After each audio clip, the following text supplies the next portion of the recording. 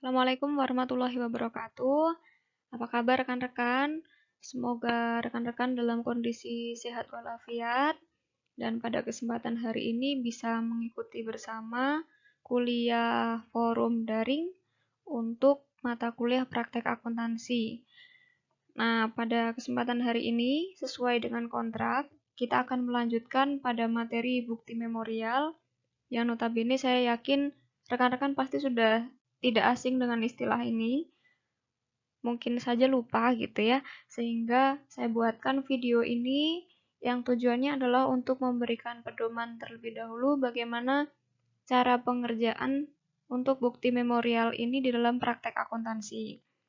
Ya, kalau misalnya rekan-rekan sudah punya referensi dari buku-buku terdahulu yang mungkin sudah pernah dipelajari kembali sebelum pertemuan hari ini, silahkan itu bisa dipakai untuk acuan, dan pastinya tidak mungkin untuk saya jelaskan satu persatu. Maka dari itu saya mengharapkan partisipasi aktif rekan-rekan untuk misalnya nanti ingin bertanya, dipersilahkan, tapi tidak satu persatu buktinya ya. Jadi outline-nya nanti akan saya jelaskan terlebih dahulu, dan selebihnya silahkan rekan-rekan untuk kira-kira bisa menganalisis sendiri bagaimana cara pengerjaannya. Oke, dan sebelum itu kita ingat kembali dulu bukti memorial itu sebenarnya apa.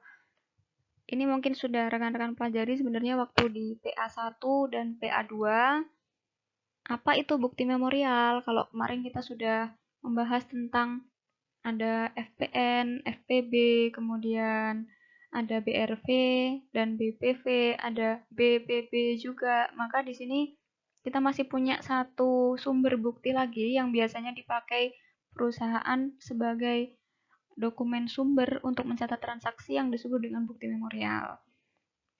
Nah, sesuai dengan ingatan teman-teman bahwa bukti memorial itu adalah bukti yang dia diproduksi atau dihasilkan atau dibuat atau disiapkan oleh perusahaan dan juga digunakannya adalah untuk internal perusahaan itu sendiri. Kenapa kok yang menggunakan hanya internal perusahaan? Karena umumnya untuk transaksi yang dicatat di dalam bukti memorial ini yang dia memang tidak bisa dicatat dalam bukti-bukti yang lain seperti FPN dan sebagainya. Kemudian kata kunci yang kedua untuk bukti memorial adalah bahwa ini menjadi bukti dasar untuk mencatat transaksi yang tidak berkaitan dengan pihak eksternal.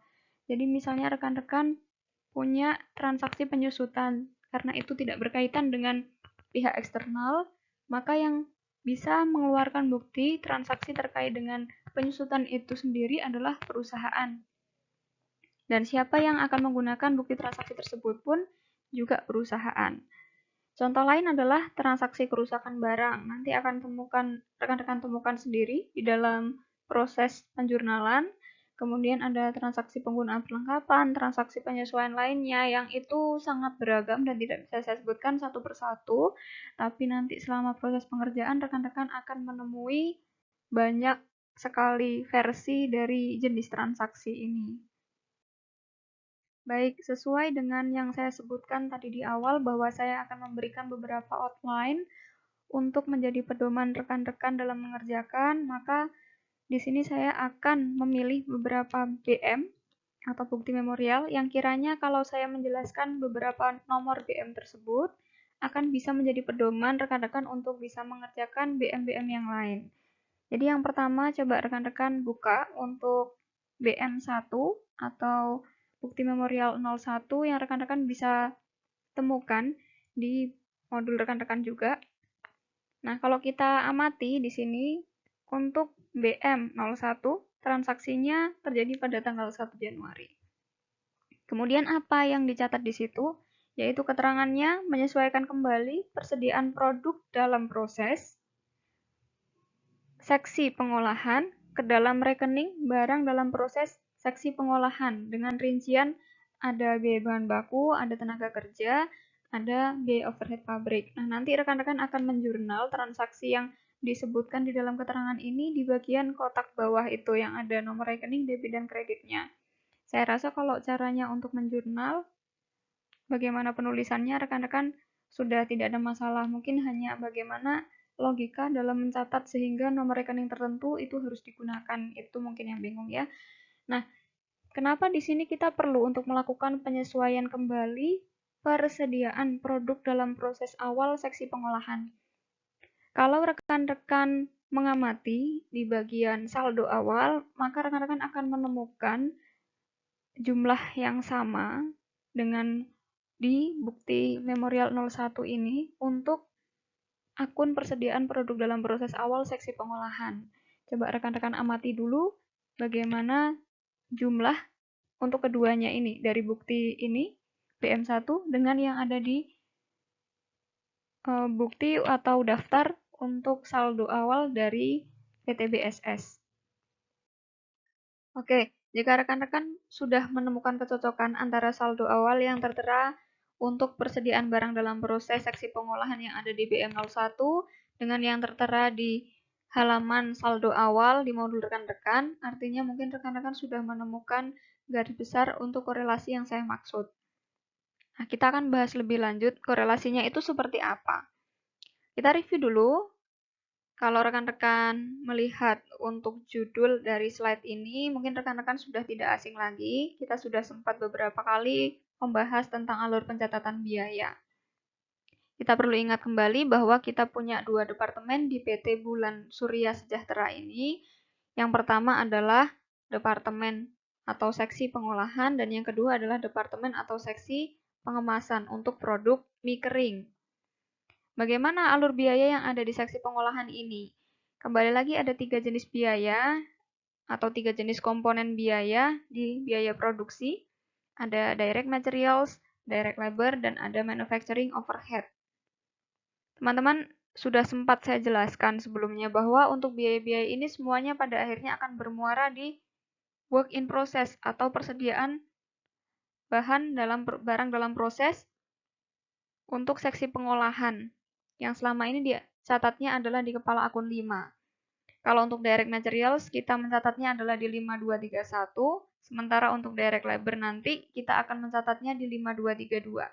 Nah, selama ini mungkin rekan-rekan masih mencatat untuk gaji dan upah itu di kepala akun 1. Kita menggunakan rekening perantara karena belum ada penjelasan memang untuk alokasi dari gaji dan upah itu ke departemen-departemen. Nah, nanti kita di BM ini akan melakukan proses alokasi ini. Satu lagi komponen untuk biaya produksi adalah manufacturing overhead yang selama ini kita mencatatnya tidak langsung ke work in process, tapi mampir dulu ke manufacturing overhead control atau biaya overhead sesungguhnya yang untuk seksi pengolahan kodenya adalah 5221. Kalau nanti rekan-rekan sudah selesai mencatat semua jenis biaya overhead di manufacturing overhead control, maka nanti akan muaranya sama dengan dua komponen biaya produksi lainnya, yaitu akan masuk ke work in process dengan akun yang kita pakai 5233. Nah, dalam hal ini artinya 3 komponen biaya sudah masuk semua ke work in process. Lalu bagaimana next step-nya?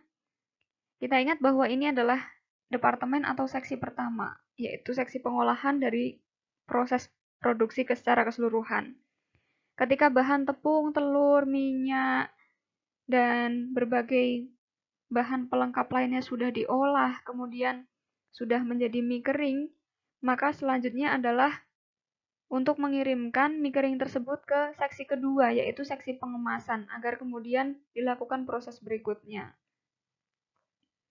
Nah, kalau misalnya ini sudah jadi mie-nya tadi, maka kemudian siap dikemas, kita bisa menyebut ini sebagai bahan baku untuk seksi pengemasan ini. Yang kita bisa mencatatnya langsung ke work in process dengan kode akunnya 5241. Sekali lagi adalah bahwa keseluruhan biaya yang diakumulasi di work in process atau barang dalam proses seksi pengolahan, itu semuanya nanti akan dijadikan sebagai direct materials untuk seksi pengemasan yang kodenya adalah 5241. Sebelumnya kita belum pernah menggunakan akun ini. Nah, inilah saatnya kita pakai nanti di BM. Jadi kita menunggu dulu untuk proses dari departemen pengolahan ini selesai, baru kita lanjut ke seksi pengemasan dengan menganggapnya sebagai direct materials. Bagaimana kalau misalnya si mie tadi ternyata belum siap untuk dikemas di akhir periode ini. Artinya mungkin masih dalam bentuk adonan atau belum menjadi mie kering yang siap dibungkus, maka kita harus menganggap ini sebagai work in process inventory atau persediaan barang dalam proses untuk seksi pengolahan yang kodenya adalah 1142. Jadi perlu kita pahami bahwa tidak semua proses itu selesai di akhir periode, bisa jadi masih ada beberapa proses yang belum dilakukan pada produk sehingga kita harus menjadikannya persediaan barang dalam proses. Nah, mungkin rekan-rekan sampai di sini sudah ada gambaran bagaimana korelasinya tadi. Selanjutnya adalah bagaimana terkait dengan komponen biaya yang ada di seksi pengemasan. Tadi kita sudah mencatat direct materials di 5241, kemudian kita masih punya dua komponen biaya lainnya yaitu direct labor dan manufacturing overhead cost. Sama halnya dengan yang kita lakukan di seksi pertama atau seksi pengolahan, bahwa untuk mencatat direct labor nanti kita juga akan mencatatnya bisa langsung ke work in process. Nah, karena ini adalah seksi pengemasan, maka nanti kodenya berbeda, kita pakainya adalah 5242. Sementara untuk manufacturing overhead akan larinya ke kode akun 5222 untuk manufacturing overhead control seksi pengemasan. Sama halnya seperti sebelumnya di seksi pengolahan, kita di seksi pengemasan ini juga akan kemudian memuarakan seluruh biaya yang ada di kode akun 5222 ini ke work in process dengan bantuan akun 5243 nantinya. Nah, bagaimana kalau kita sudah selesai untuk proses pengemasan di seksi pengemasan ini? Nah, kalau sudah selesai ya nanti kita bisa langsung untuk mengirim barang yang sudah dikemas ini ke gudang atau dikirim langsung ke konsumen. Maka tentunya kita akan bisa mencatat barang yang sudah dikemas ini ke finish good yang kodenya adalah 1141. Tapi bagaimana kalau misalnya pengemasan ini ternyata di akhir periode belum selesai? Mungkin mie-nya masih memang sama sekali belum dikemas, atau mungkin kemasan kecilnya belum dimasukkan ke kemasan karton.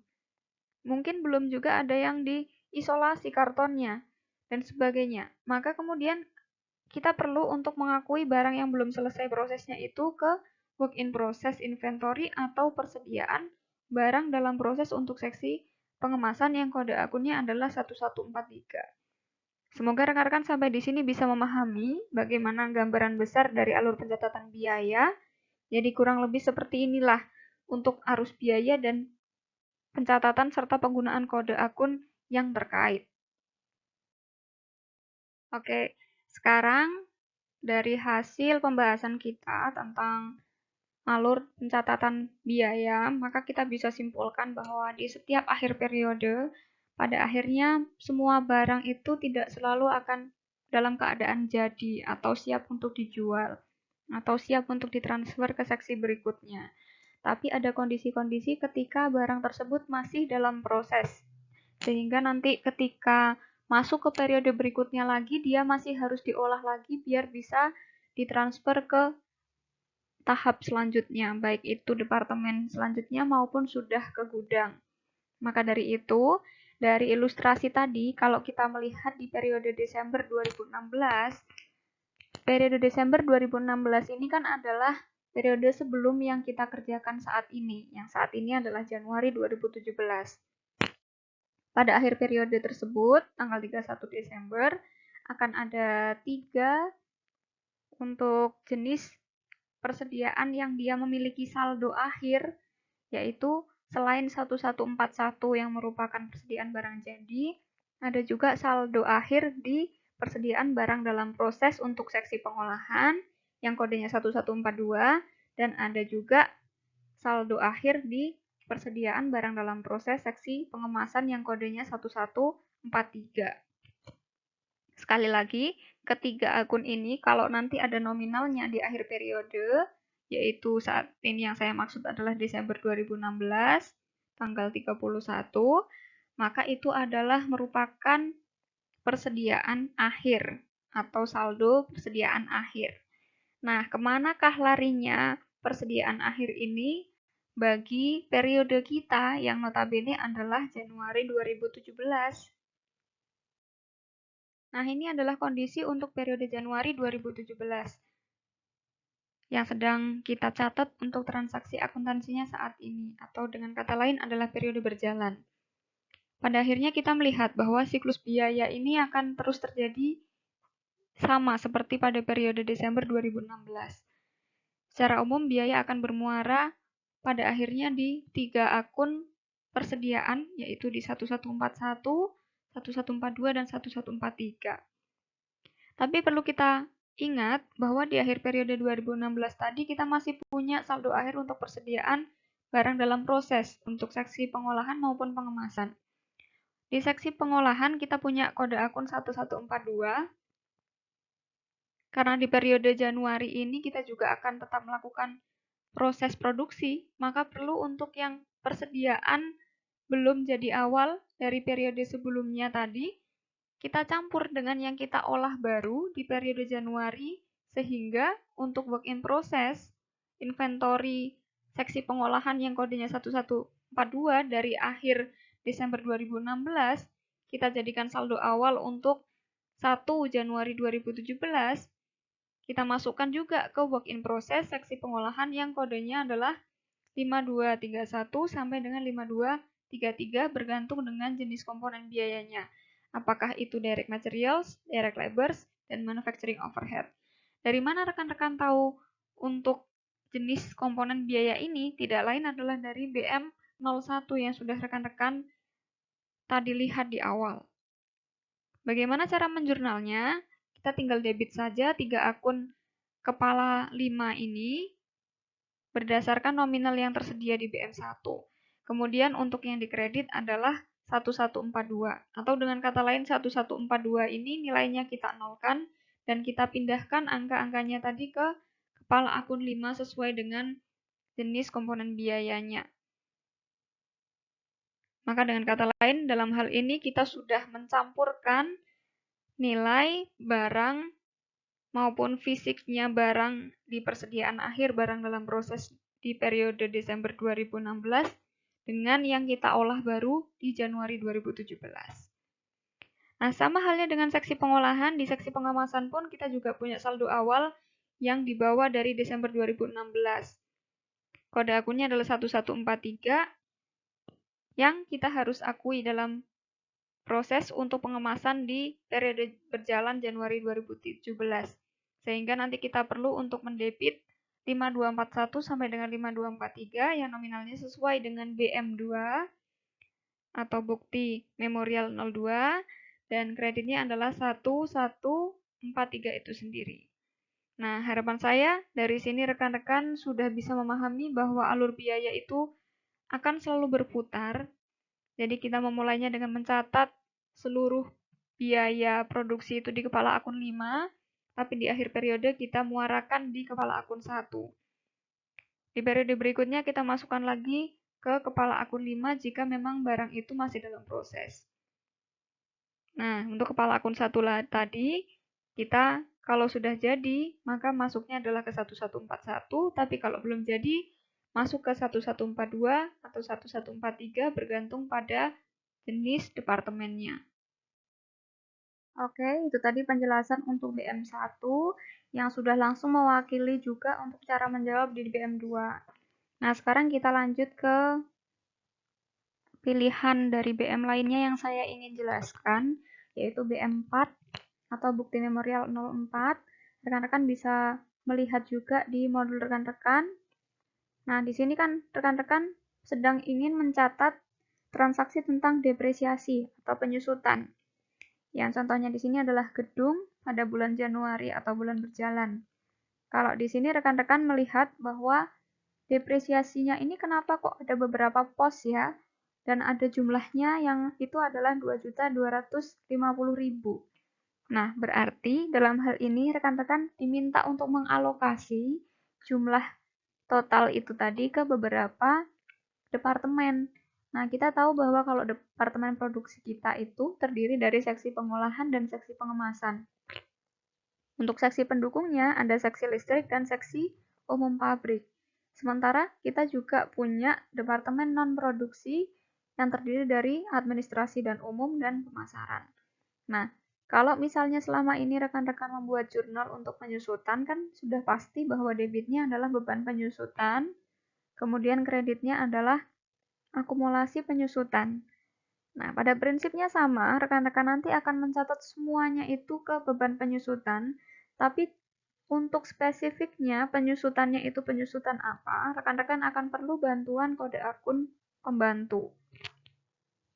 Sehingga note dari saya adalah nanti rekan-rekan silahkan untuk membuat catatan di bagian debit itu sesuai dengan kategori biayanya.